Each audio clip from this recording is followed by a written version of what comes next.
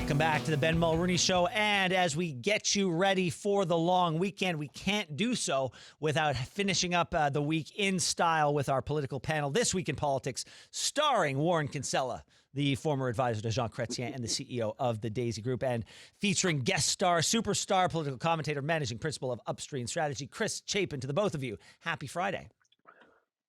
Happy Friday.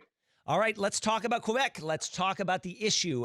This is a country, or rather, this is a province in our country that has taken a firm stance on secularism in the past, and it looks like they're going to be doubling down with plans on banning public prayer.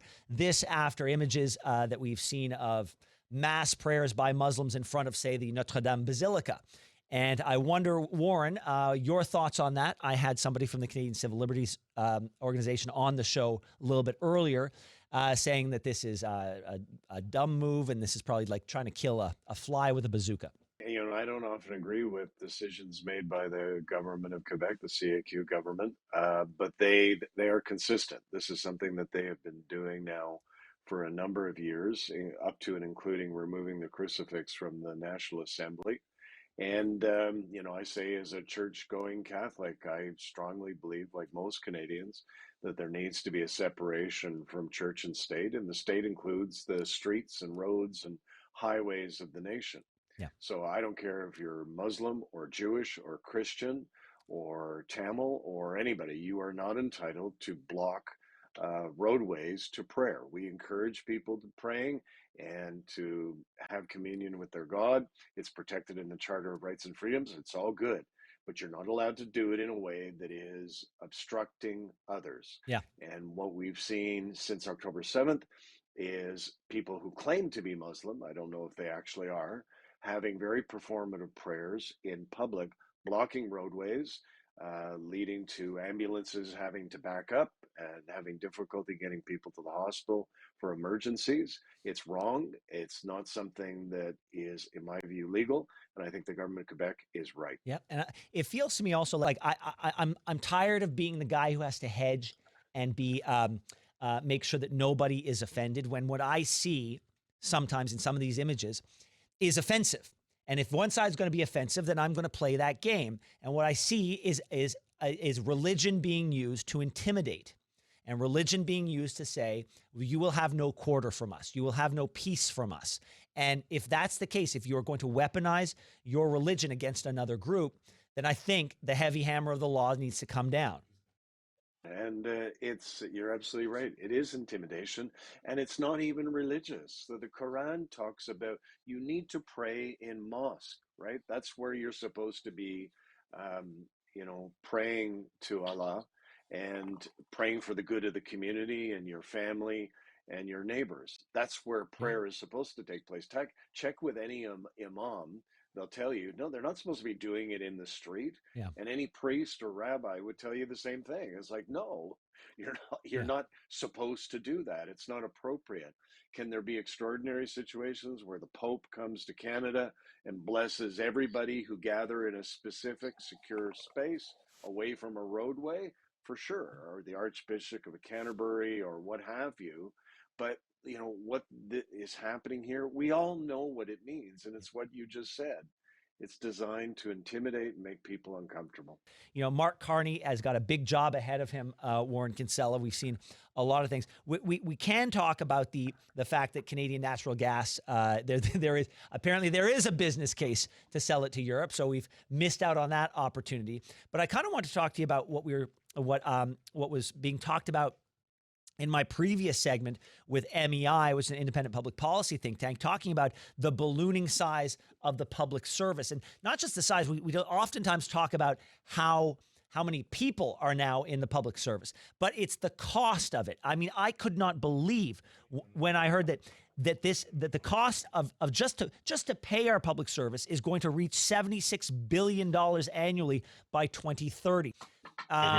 This was a pivotal point in the election. Pierre Poilievre lost a lot of votes when he said that he was going to cut the public service, and he lost his riding in a riding that had a lot of public servants in it. And I wonder how Mark Carney is going to square this circle where inevitably he's going to have to do what he accused Pierre Poilievre of saying he was going to do. Yeah, I think, Ben, and hopefully my audio is working now, but listen, this is, I guess kudos to Mark Carney and the Liberals for being able to get through the election and never really get questioned on what their intent was going to be once they're in power. I don't believe anybody thinks that the public service in Ottawa isn't bloated, that it probably isn't far, far bigger than it should be. Pierre Poilievre was very honest during the campaign in a riding that was almost, I think, 50-50 split on public workers, that he was going to reduce the size of the federal government. And it seems to be, the track record so far of Mark Carney to kind of pick and steal some of Pierre's ideas. I know Poilievre's been out there saying just that, but whether it's, now kind of reverse course on liquefied natural gas or the size of the public service, Mark Carney, he's apparently quite comfortable squaring that circle, Ben. Yeah. Now your guy back in the day, Warren, Jean Chretien, he had a similar problem. It was not nearly as big. I believe the Chretien government was able to reduce the size of the public service by 17%. That's not going to get us to where we need to be. What kind of hit did your guy take back then? We took a big hit. We nearly lost the majority in 1997 after that historic budget came through, where we cut the living hell out of the public service across the board. So Carney's talking about doing the same thing up to 15%.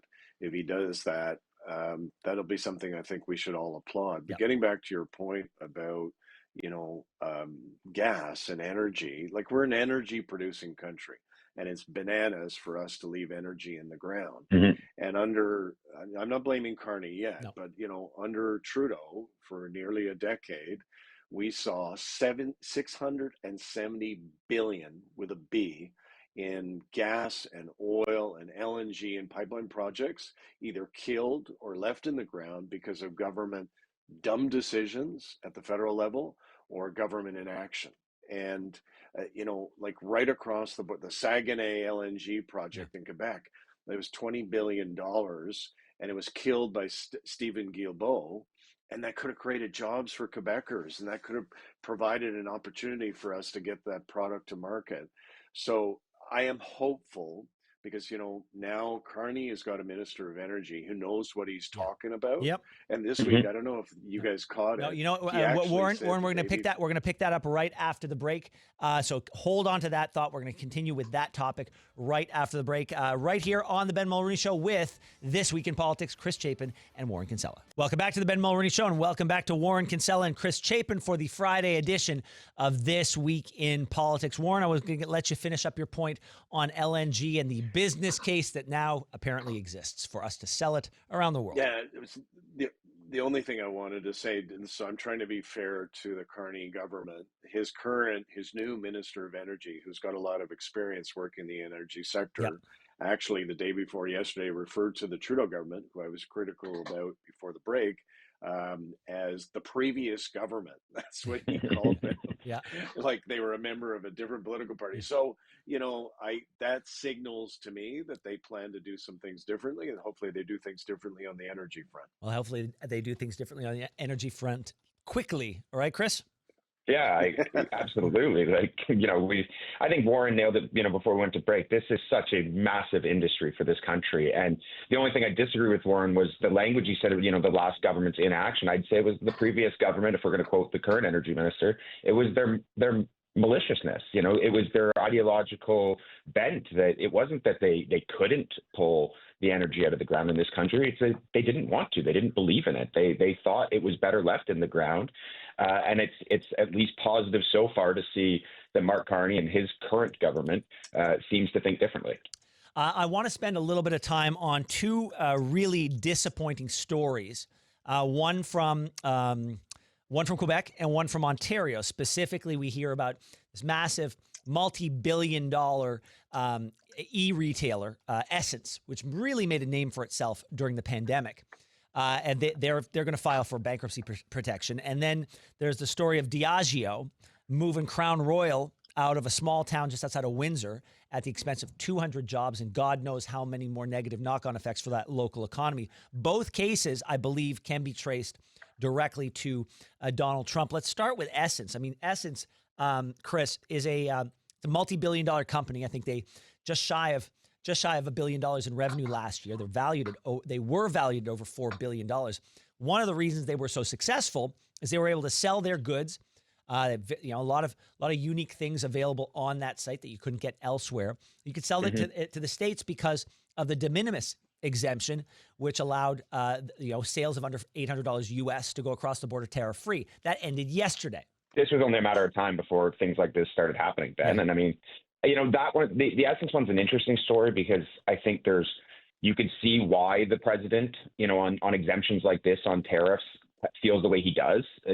Companies being able to skirt certain rules to their advantage, being located in Canada and say not, the northern United States. But, with Diageo and I fear so many more still to come, I think we're going to see some real turbulence in this country if we don't find a trade deal or some kind of an arrangement with the United States sooner rather than later, because this is the part of tariffs that do work. Yeah. There's parts of tariffs that I don't believe work, and I think are going to drive up costs for American consumers and Canadian consumers. But there's going to be pressure on Canadian-based companies that do business in the United States to relocate. And if you're a Canadian operator of a company, it's only going to be a matter of time before you start looking at your bottom line and figure out whether you're better off operating in Canada or whether you should move your operations south of the border. But Chris, I'm going to take issue with you, Chris. I mean, I look at the Essence thing.